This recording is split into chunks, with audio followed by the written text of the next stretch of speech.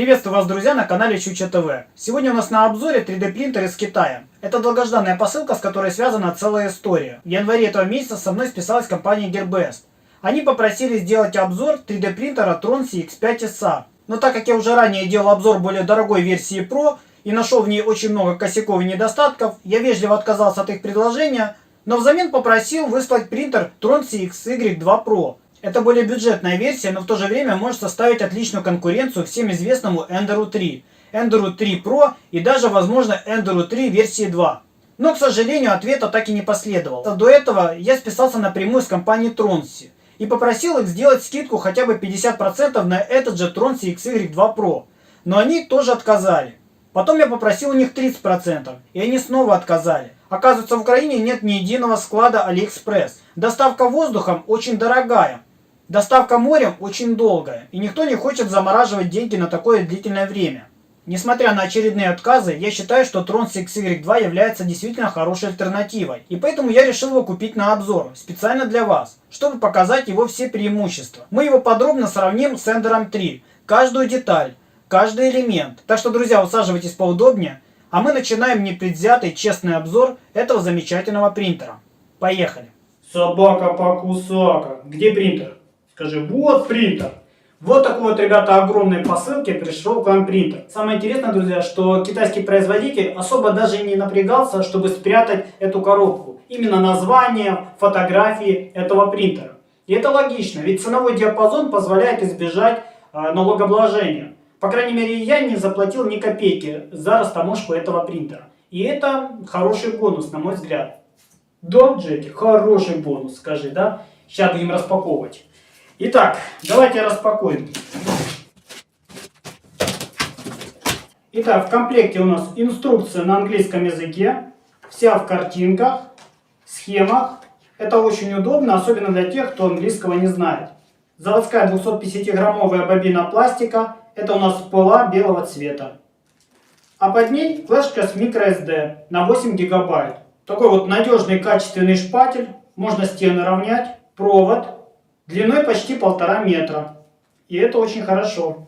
Металлический держатель филамента, USB-провод для соединения с компьютером, набор инструментов, в том числе стяжки, отверточки, шестигранники, винты и запасной концевик. Перед нами механика оси Z и X уже в полной сборке. Это, друзья, наш стол. Здесь у нас идет наклеечка отдельно. На первый взгляд очень даже хорошего качества. Дальше идет текстолитовая подложка. Но самое интересное, что полностью стол и нижняя рама уже идет в сборе. Это тоже очень хорошо. Тяжелый, просто капец тяжелый. И в таком вот виде приходит к нам принтер. Но первое впечатление у меня очень позитивное. Прежде чем собрать нашу конструкцию, давайте проверим всю механику. Для начала сперва вот такую вот нижнюю часть, основу. Конструкция у нас тяжелая, массивная. За счет того, что здесь у нас сбита рама. Очень хорошо, очень мощно, надежно. Используются два длинных профиля 40 на 40, которые соединены профилем 20 на 40. С обратной стороны скрепляют эти два профиля панели, в которых размещена электроника. Снимаем наш стол. Здесь используются вот такие вот небольшие пружинки. По ощущениям они не очень мощные, но в принципе должны держать стол хорошо. Я бы, конечно, все-таки их заменил на что-нибудь более подходящее. Например, на вот такие вот усиленные желтые из Китая. С обратной стороны мы видим небольшой утеплитель. Честно говоря, не понимаю, почему они жалеют. Могли бы добавить его полностью по всему контуру нашего стола. И тем самым утеплить его лучше.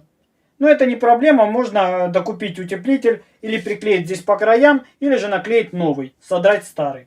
Провода пропаяны хорошо, заизолированы с термоскотчем. Стол у нас идет на 24 вольта. И как вы заметили, область печати 255 на 255. Напомню, что размеры стола у Enderu 3 составляют 235 на 235. Но при этом хочу отметить, что рабочая область у Enderu 3 составляет 220 на 220. А здесь соответствует тому размеру, который указан на столе. То есть здесь область печати рабочая 255 на 255. И это еще один плюс в копилку Tronci. А вот, друзья, еще один бонус. Ровность стола. Ни одного зазора. Ни по одной из диагоналей. То есть это говорит о том, насколько качественный стол. Например, у Enderu 3 у меня был всегда прогиб посередине стола. И поэтому мне пришлось ставить сюда стекло. На Тронксе я этого делать не буду. И наклейку наклею прямо на наш стол. Это будет правильное решение. Тем самым мы облегчим стол и сможем печатать намного быстрее, чем на том же Ender 3. При том, что у нас область печати будет еще больше. Сама каретка сделана из стали толщиной 2,3 мм. При этом имеет очень хорошую жесткость. Практически не прогибается. Давайте замерим вес нашей каретки вместе с роликом OpenBuilds. Он составил 524 грамма. Если добавить сюда еще стол, мы получим 1044 грамма. Что на 100 грамм тяжелее, чем у Ender 3. Но здесь и область печати, ребята, значительно больше. Это тоже не стоит забывать. А вот, ребята, и первые косяки. Обратите внимание, что ролики OpenBuilds посъезжали. Подшипники внутри резины были смещены. И поэтому были заедания, люфты, неправильная настройка самой каретки. Но сейчас, видите, все ровненько, правильно. Но при этом ход подшипника очень тугой. Из-за того, что они просто плохо смазаны. Или какое-то долгое время лежали на складе Тронксе. Но это все легко поправимо с помощью вот такого спрея. Пару раз пшикаем. И вот, пожалуйста, уже крутится очень легко. Вам тоже рекомендую при покупке Тронкси проверить все OpenBuilds, чтобы они не заедали и чтобы была правильная центровка подшипников. Но, конечно, в идеале лучше заменить заводские OpenBuilds на поликарбонат. Но на первые полгода, а может и год, даже вот таких вот роликов заводских будет достаточно. Также вопрос смазки подшипников касается не только каретки. Проверьте везде. Например, вот этот вот подшипник роликовый, он тоже немножко туговато ходит. Скорее всего, из-за смазки. Сейчас мы это все поправим, я думаю, все будет работать отлично. И вот, ребята, долгожданный эффект. Слышите, как крутится легко наш подшипник после обычной смазки. Прежде чем мы поставим каретку назад, хочу немножко пройтись по корпусу. Как вы уже поняли, здесь блок питания используется такой же, как и на Эндере, 360 Вт. Но в отличие от Эндера, он размещен в днище. И на самом-то деле это правильное решение. Во-первых, здесь используются очень высокие массивные резиновые ножки. Но при этом они мягенькие и хорошо будут гасить вибрацию. И за счет такого огромного клиренса наш блок питания не будет перегреваться. При желании мы можем это все закрыть панелькой и печатать в термокамере. Вся остальная электроника находится в задней части. При этом здесь есть выход под USB для соединения с компьютером и слот под SD-карту. Единственный минус, конечно, это то, что SD-карта находится сзади. Можно было бы ее вынести сюда или отдельным шлейфом. Но это тоже не проблема. О таком решении я делал обзор на своем самосборе. И также хорошим бонусом является наличие здесь TFT экрана. В отличие от эндеровского 12864. Хотя не могу не отметить, что в работе на эндере у него проблем особых-то не было. А теперь перевернем и посмотрим, что у него под капотом. Давайте посмотрим на проводку. Уложена очень аккуратно. Толщина проводов в районе 3,2 мм. То есть они толстые, это не может не радовать. Идет вот такой вот шлейф. Это на моторы оси X, хот-энд, экструдер, вентиляторы. Все подается через шлейф. Но из общения с ребятами, у которых уже есть этот принтер, каких-то проблем с этим не возникало. А вот и сердце нашего принтера. Здесь используются распаянные драйвера, точно так же, как у Ender 3, но TMC2225. Самое интересное, друзья, что данная материнская плата поддерживает использование второго экструдера. Но, к сожалению, микроэлементов на данной материнской плате не хватает, чтобы его установить. То есть сюда нужно впаять вот точно такой же TMC2225 драйвер, конденсатор, разъем под сам шаговик и регулировочный резистор. Вот такой вот. И тогда, естественно, мы получим уже второй экструдер. Жаль, что компания Tronxy сразу это не реализовала. Пусть это было бы немножко дороже, но, по крайней мере, была бы возможность при этом установить двухцветную печать. И это еще бы добавило плюс в копилку Tronxy. Сама же материнская плата 32-битная на микроконтроллере STM. Ну что, друзья, с электроникой мы закончили. Здесь все собрано очень компактно, надежно и очень удобно для дальнейших модернизаций. А теперь, друзья, давайте сравним отсеки под электронику. Это отсек у Ender 3. Имеет вот такие вот маленькие габариты. Сюда еле помещается сама материнская плата и пару вентиляторов. При этом вся проводка лежит друг на друге. Воздуху деваться особо некуда. Внизу перфорации тоже как таковой нет нормальной. А теперь, друзья, посмотрите на отсек электроники у Tronxy. Здесь у нас перфорация, вверху перфорация, здесь сбоку перфорация. То есть воздух циркулируется отлично. При этом объем огромный. Материнская плата здесь вместилась легко. Вся проводка тоже размещена очень аккуратненько. Ничего нигде не висит. Нигде ничего не тарахтит, не дребезжит. Ну, реально сделано с умом. Еще мне понравился крепеж по оси Y. Например, у Ender 3 там идет просто обычная пластина. которая может немножко изгибаться. Особенно это чувствуется при сильном натяжении ремня. Здесь же у нас Тронксе добавили уголок. Вроде и мелочь, но имеет огромное значение. Изгибаний никаких нет. Шкив стоит идеально ровно, а значит никаких перекосов в результате перемещения стола не будет. Единственный момент, о котором я забыл сказать, это то, что здесь используется профиль 20×40, по которому движется каретка стола. У первого Enduro 3 этот профиль стоит вертикально, поэтому ширина между роликами OpenBuilds очень маленькая, и стол может немножко гулять. А в данном случае установлен профиль 20×40. И поэтому ширина между роликами значительно больше, практически в 2 раза. И это, конечно, дает лучшую стабильность столу. К такому же решению Creality пришли и на своих Pro-версиях. С этой стороны у двоих роликов находится специальный шестигранник регулировочный. И вот таким вот ключом мы немножечко легонечко прокручиваем. До тех пор, пока наш ролик OpenBuild не начнет прокручиваться туговато. Но при этом все равно свободно. И также проверяем ход движения нашей каретки. Люфтов не наблюдается, при этом каретка очень легко и свободно двигается, без закусываний и заеданий. Очень важно, чтобы не было здесь закусываний. Или эффекта ям, о котором я рассказывал в предыдущих видео. Когда вы, например, двигаете каретку и чувствуете, что она с каким-то интервалом начинает закусывать. Это значит эффект ям. Ваши ролики перетянуты.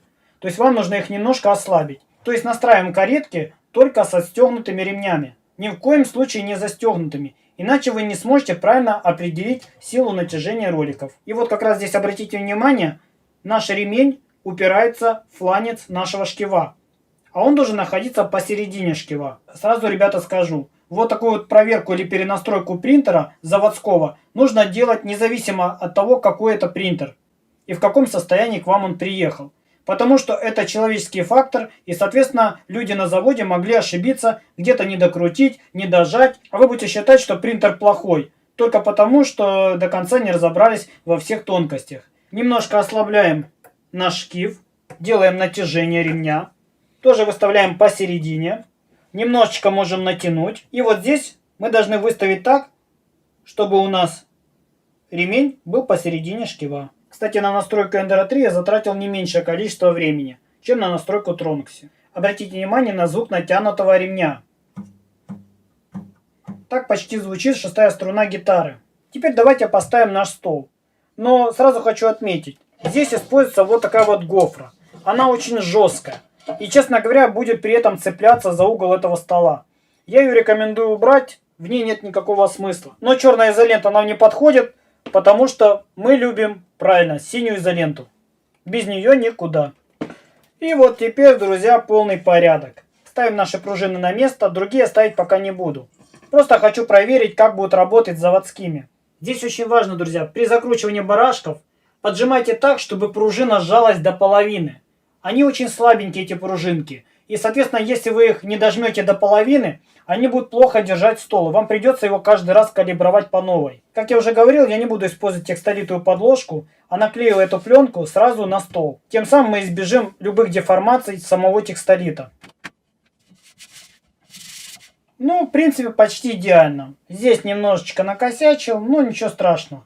Мне очень нравится, что в корпусе TFT экрана есть 2 отверстия с каждой стороны. То есть можно поставить TFT с этой стороны или, например, вынести сюда. Смотря как вам удобнее. Переходим к установке оси Z и оси X. А это, друзья, наша верхняя часть, которую мы сейчас установим. Но предварительно хочу о ней немножко поговорить. Именно сравнить с Enduro 3. Здесь точно так же используются профиля 20×40 в качестве вертикальных опор. Ну и в качестве балки профиль 20×20. Также хочу отметить, что в отличие от стола, здесь используется по 3 ролика, как на оси X, так и на оси Z. Так как такую конструкцию намного легче настраивать. Отдельной коробочкой размещены все контакты под шлейф.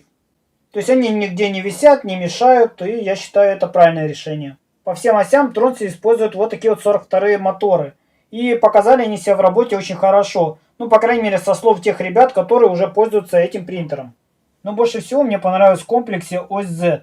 Здесь установлен металлический кронштейн. Если вы помните, у Enduro 3 стоит пластиковый держатель, который, естественно, не отличается высокой прочностью и жесткостью, и поэтому мотор вот так вот полностью двигается. Здесь же у нас стоит металлический держатель. Кстати, стоимость такого держателя на AliExpress составляет около $8-10. что немало. А здесь он установлен уже с завода. Теперь, друзья, по самим металлическим кареткам. Они очень жесткие. Если, например, сравнить с кареткой Enduro 3, то он колебается как лист на ветру. А здесь очень толстый металл идет, скорее всего силюмин, но очень хороший силюмин. И очень жесткая конструкция. В заводскую сборку, видите, компания Tronci добавила еще датчик филамента. Возможно, новички оценят это. Также хочу обратить внимание на подающий механизм. Это фидер очень похож на МК-8. Но в отличие от пластикового Creality, здесь у нас установлен металлический МК-8. И это огромный плюс. Потому что я знаю очень много ребят, у которых эти фидеры пластиковые на эндерах просто вылетают. Лопаются рычаги в этих местах. И в итоге люди теряют время, деньги и ждут, когда придет новый фидер. А здесь у нас Tronci с завода ставит металл, который, конечно же, будет намного надежнее. Также хочу обратить внимание на геометрию самого МК-фидера. У Creality здесь у нас срезан угол, из-за чего иногда периодически зажевывается пластик. Это касается мягких филаментов. А здесь у нас на МК-8 угол не срезан. Он идет практически вплотную с шестеренком. Поэтому подача филамента, такого как Эластан, должна быть по идее без каких-либо проблем. А вот, друзья, и недочет сборщиков.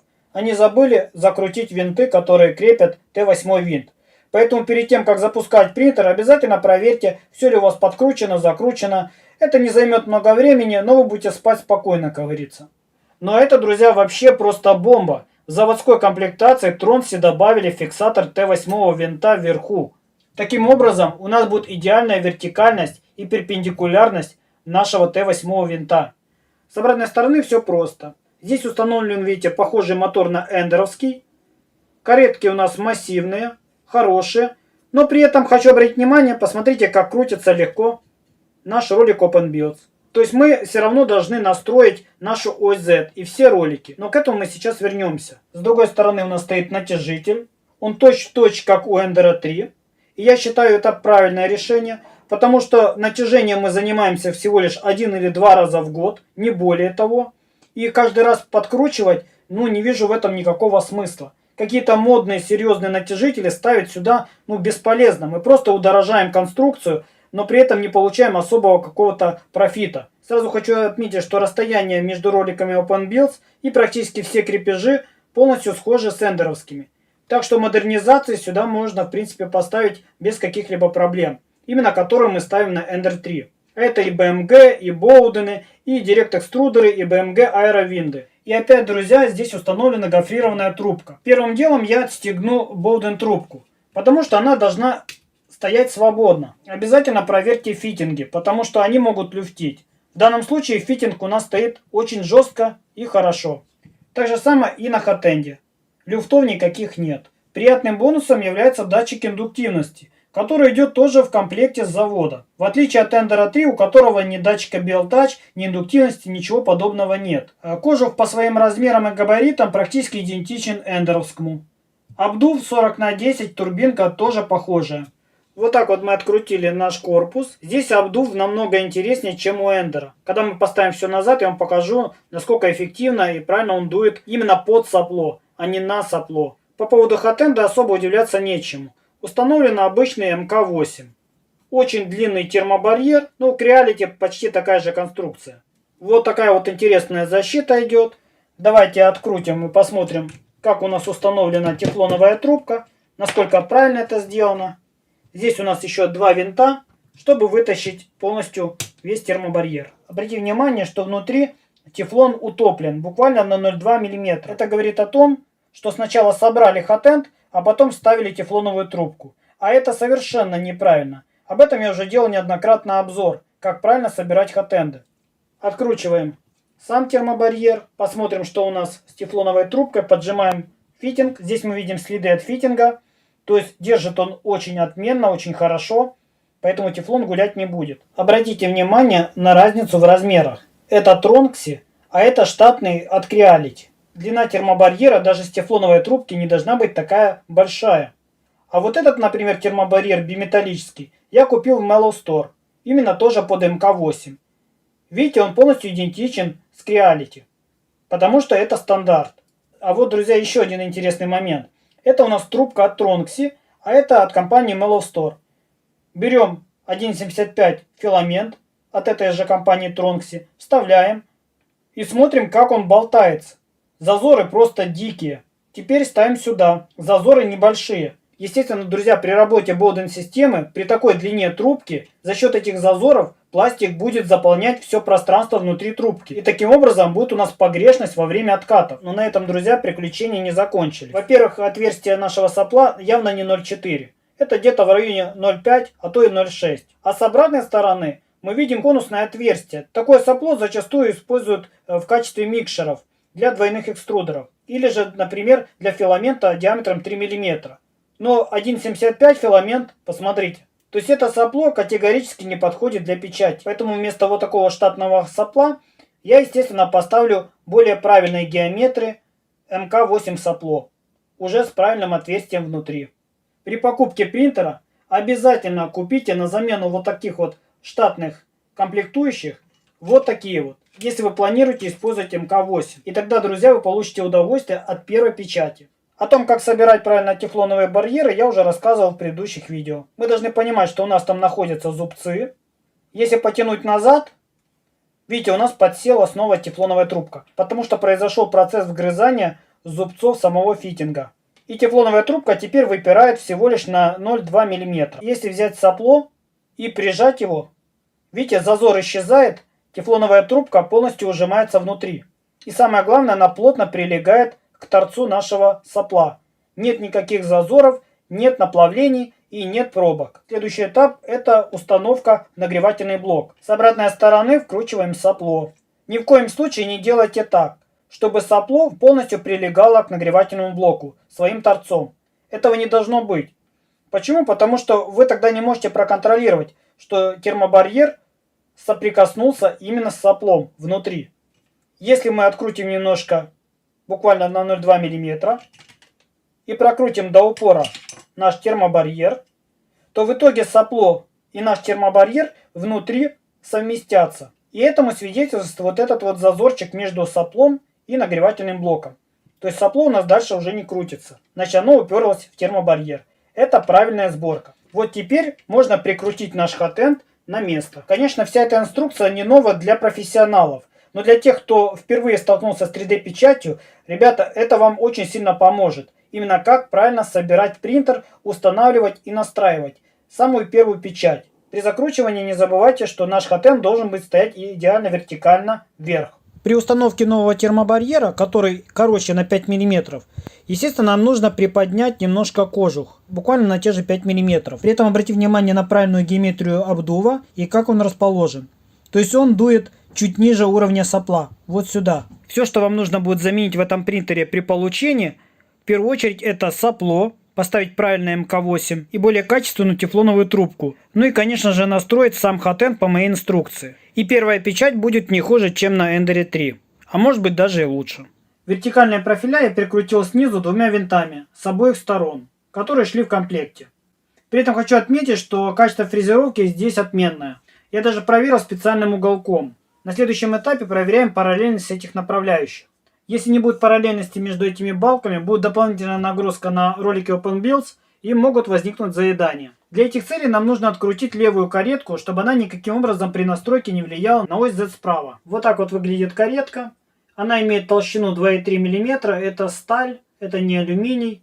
Очень жесткая, прочная. Я считаю, это правильное решение, потому что на дрыгостоле делать облегченные каретки абсолютно бессмысленно. Здесь нужна высокая жесткость, надежность. Ролики у нас крутятся туговастенько немножко. Давайте их смажем. Ну, ребят, это уже вообще другое дело совершенно. Очень быстро они пришли в работоспособность. После смазки можно установить каретку назад. Но прикручивать балки пока не будем. Проверяем мягкость хода. Видим, что немножечко еще заедает. Можем еще чуть-чуть ослабить. Люфтов никаких нет, но при этом, видите, она падает под своим весом. Переходим к настройке Т8 винта. Для этого нам нужно полностью открутить винты, которые удерживают нашу втулку. Конечно, делать это неудобно, когда установлен датчик филамента. Давайте его тоже снимем. Теперь приподнимем немножко вверх, а нашей втулке дадим опуститься вниз. Посмотрите, как болтается наш портал. Потому что ролики OpenBuilds не настроены. Используем такой же внутренний шестигранник. Вставляем ключ и аккуратно поджимаем. И вот теперь, друзья, болтаний нет. При этом все равно проверяем плавность хода, чтобы нигде не закусывало. Вот теперь, друзья, полный порядок. После правильной настройки ролика OpenWheels на этой каретке можно уже поставить и вторую. При фиксации этой каретки обязательно соседнюю каретку приподнимите с помощью втулки. И тогда уже полностью зафиксируйте. Теперь очень важный момент. Наша втулка полностью откручена. Поднимаем каретку вверх и смотрим, не смещается ли наш Т8 винт относительно центрального отверстия. У меня Т8 винт при опускании вниз смещается в эту сторону. Значит, Т8 винт стоит не идеально перпендикулярно этому профилю, а немножко вот с таким вот перекосом. Это нужно исправить. С помощью отвертки откручиваем винты. Прокручиваем по окружности. То есть он не нарезает восьмерку. Это уже очень хорошо. Приподнимаем портал вверх и чем-нибудь фиксируем. Ну, в данном случае я стяжкой зафиксировал. Здесь внизу отпускаем два крепежных винта, чтобы можно было регулировать поворот нашего Т8 винта. А также при необходимости сместить влево или вправо. Убираем фиксацию и опускаем нашу каретку вниз. При этом смотрим на отверстие, чтобы наш вал нигде не смещался. Проверяем, насколько он ровно стоит. Можем как вариант взять какой-нибудь предмет. Подставляем к нашему валу и слышим, как звенит металл друг об друга. Это значит, что наш вал идеально находится правильно относительно каретки, именно по центру. Соответственно, внизу можно полностью окончательно зафиксировать наш мотор. Теперь приподнимаем нашу втулку и садим на нее. И, конечно же, фиксируем винтами. Пальцем поднимается вверх и легонечко опускается. Просто супер. Работает как часики. И вот только, друзья, на этом этапе можно поставить синхронизацию. Теперь точно так же аккуратно приподнимаем вверх. Видим, что очень туго поднимается каретка, потому что слишком далеко находится подшипник. Его здесь вверху нужно тоже отрегулировать.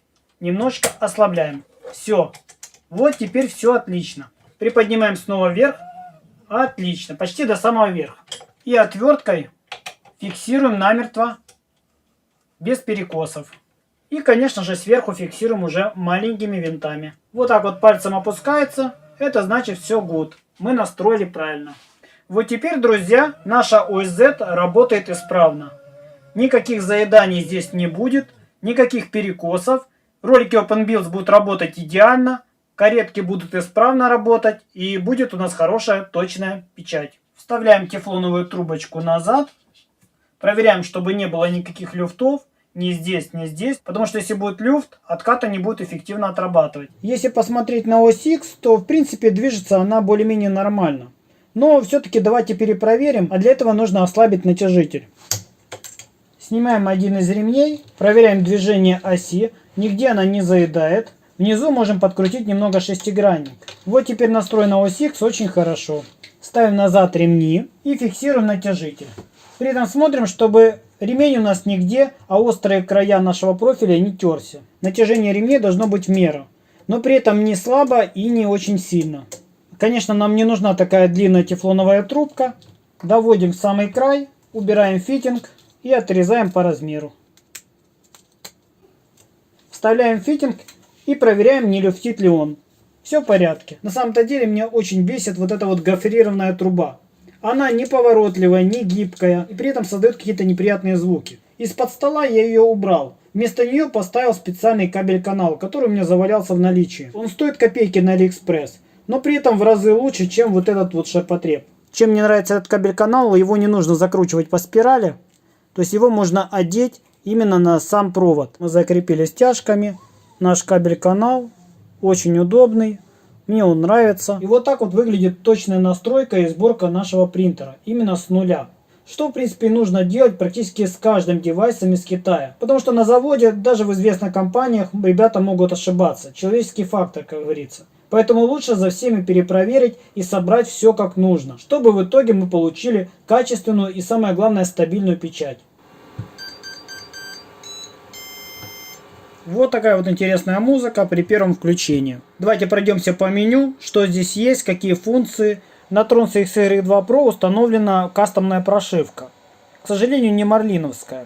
И она закрытого типа. Поэтому изменять какие-то параметры в ней не получится. Но при этом в меню принтера очень много полезных функций. Итак, перед нами три папочки. Первая — это система. Здесь мы можем посмотреть информацию о принтере, температура хот-энда стола, видите, сейчас 19 градусов на балконе, и температура второго хот-энда. Но в данном случае у нас он не подключен, и на плате, как вы помните, нет соответствующего драйвера. Версия у нас стоит 1.4.1. Здесь мы можем изменить язык. Правда, выбор только на английском и на китайском. Но хоть английский есть, уже хорошо. Мы можем сбросить настройки по умолчанию на заводские. А также можем откалибровать сам экран. Но я этого делать не буду сейчас. Возвращаемся назад. Меню Print. Здесь мы можем запустить на печать с SD-карты. Как вы помните, друзья, слот под SD-карту находится сзади принтера. И это совершенно неудобно. Но у меня был в наличии вот такой вот удлинитель из Китая, который отлично подошел. То есть мы его ставим сзади и далее выводим его куда нам удобно. Но это уже будет в дальнейшей модернизации. А пока давайте поставлю на двухсторонний скотч на сам экран. Возвращаемся назад. Выбираем Tools. Инструменты. Мануал — это передвижение. Можем передвигать экструдер, то есть подачу филамента. И, кстати, он работает даже сейчас на холодную, как видите. Перемещаться по осям X и Y. Здесь мы указываем интервал, с которым идет перемещение. 1/100, 1/10, 1 мм и 10 мм. Возвращаемся назад. Здесь у нас пресеты по температурам. Мы можем нагреть стол или же хот-энд, просто нажимая. Также мы можем увеличить или уменьшить температуру. Если еще раз нажать, видите, он отключается. Кстати, очень удобно. Филамент. Это у нас замена филамента. В данном случае нужно будет подождать, конечно, чтобы температура нагрелась, потому что на холодную он давить просто не будет. Также мы можем управлять вентиляторами. Здесь у нас 3 вентилятора. Первый вентилятор — это вентилятор обдува детали. Давайте запустим его. И вот наш вентилятор начал крутиться. Второй вентилятор — это вентилятор обдува хот-энда. Кстати, обратите внимание, что вентилятор обдува хот-энда, он работает только тогда, когда хот-энд нагрет. Когда он остывает, естественно, вентилятор тоже отключается. В отличие от Ender 3, где вентилятор работает постоянно. Третий же вентилятор — это вентилятор обдува материнской платы. Слышите, как тихо стало? Ну, давайте его включим, чтобы он, естественно, обдувал нашу материнскую плату. Раз мы уже заговорили за вентиляторы, давайте сразу все их и включим. И вот так вот шумит наш Tronse XY2 Pro. В принципе, шум более-менее сносный. Вы слышите, как работают драйвера. Передвижения практически не слышно. Больше всего шумит именно вентилятор. Вентилятор блока питания и вентилятор на материнской плате. После того, как мы вывели в ноль, естественно, у нас все моторы заблокированы. И стол, и хот-энд стоят на месте и не двигаются. Чтобы это разблокировать, мы нажимаем кнопку «Стоп». Во-первых, все вентиляторы остановились, которые шумели так сильно, и голова у нас движется свободно. Ну а теперь, друзья, самое интересное. Две функции. Это автоуровень и Z-Offset. И давайте сейчас вместе с вами как раз настроим наш принтер к первой печати. Для точной калибровки стола, прежде всего, нам нужно разогреть стол. Ставим, например, 60 или даже 70 градусов. И ждем, пока он прогреется. В процессе прогрева стол самовыравнивается. Если этого не сделать и откалибровать на холодном столе, то при нагреве, естественно, он деформируется и будут совершенно другие данные, в отличие от тех, которые вы изначально откалибровали. Хочу отметить, что прогрев стола до 100 градусов у Tronse даже быстрее, чем у Ender 3. При этом у него область печати значительно больше. Перед тем, как провести ручную и автокалибровку, для начала выставим Z-Offset. Видите, голова у нас ушла влево. Сейчас отобьется по всем концевикам. И после этого, видите, передвинулась в центр стола. Для дальнейшей калибровки нам понадобится один из этих инструментов.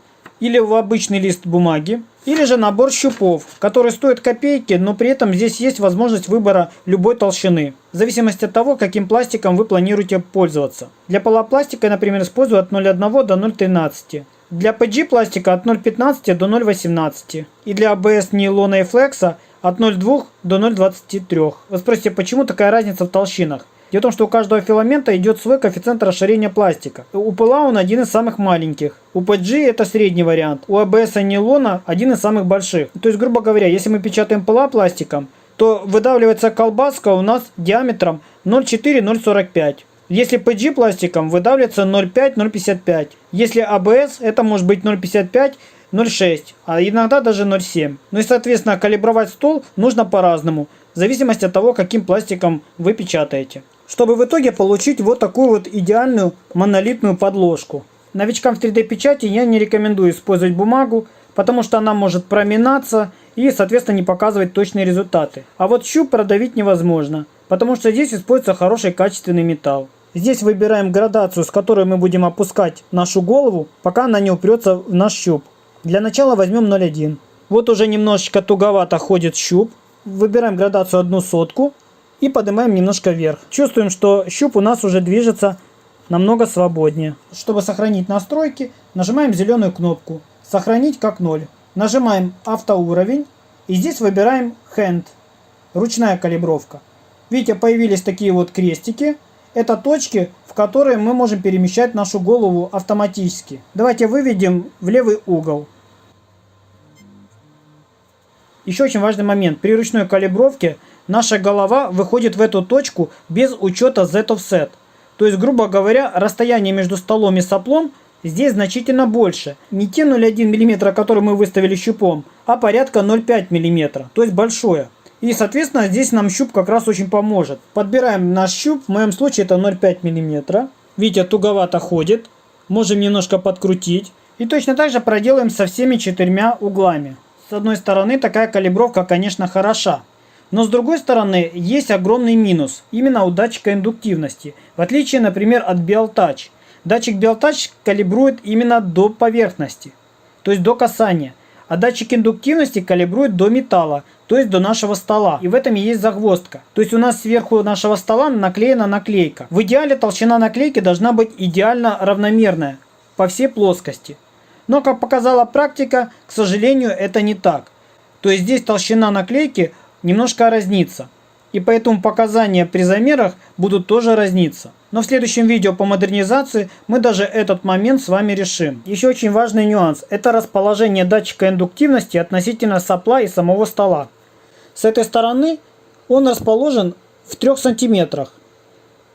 При этом сопло расположено в 5 сантиметрах от края стола. С этой же стороны датчик индуктивности расположен в 6,5 сантиметрах, а сопло в 2,5 сантиметрах от края стола. Получается, что у нас и сопло, и сам датчик индуктивности неравномерно промеряет стол с определенным смещением. Это касается не только ручной калибровки, но и автокалибровки.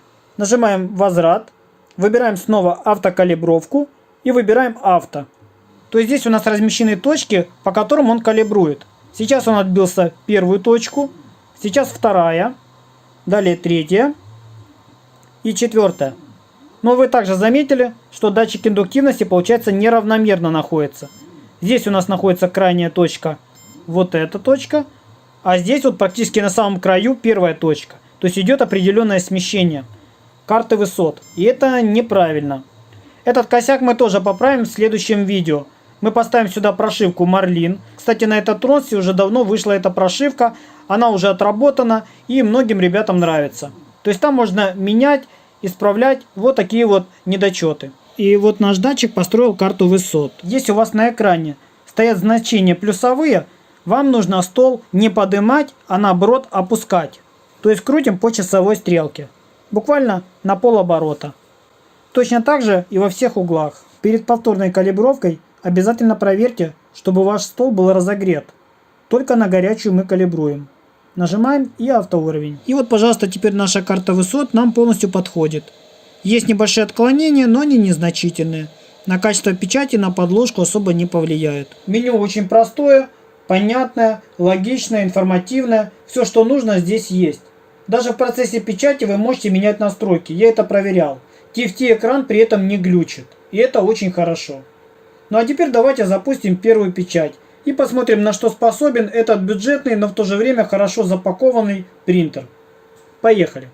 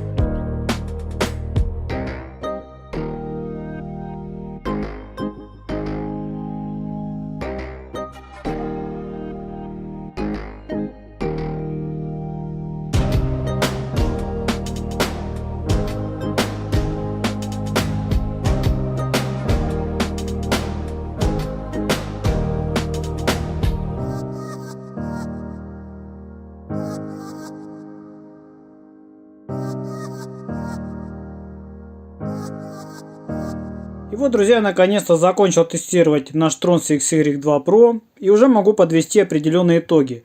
Но сперва давайте посмотрим на результаты наших тестов. В тестировании принимало участие два производителя филамента, это Monofilamент и Plexivile. Первый пластик, который я начал тестировать, это ПЛА оранжевого цвета от компании Plexivile. Это украинский производитель. На первом же тесте я напечатал держатель бобины. Кстати, получился он весьма хорошо. Резьба работает исправно, получилось очень даже неплохо.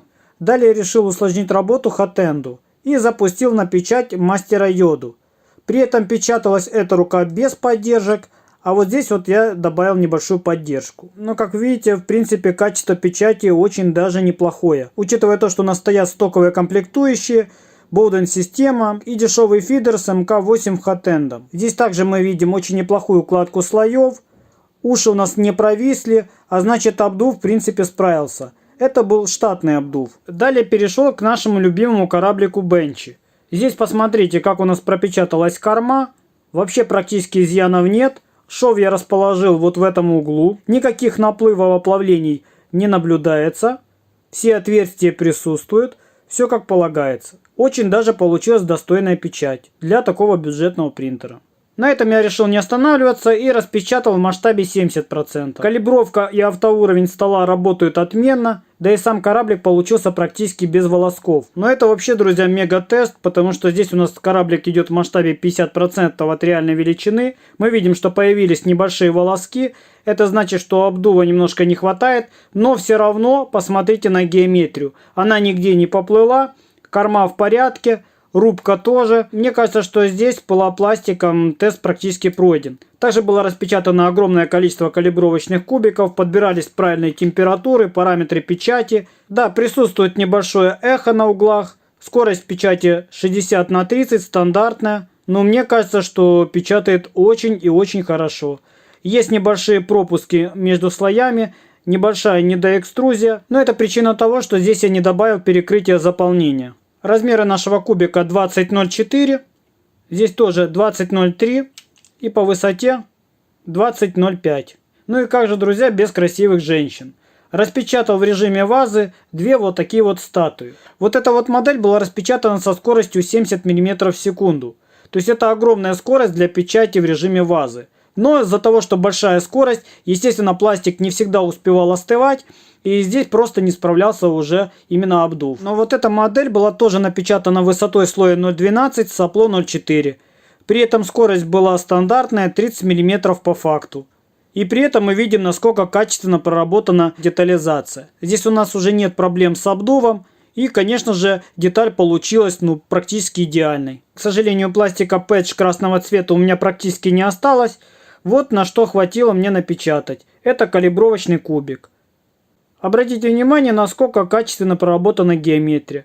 Даже практически не присутствует эхо на углах. Ряби почти не видно, механика справляется хорошо, при этом получились красивые отражающиеся грани.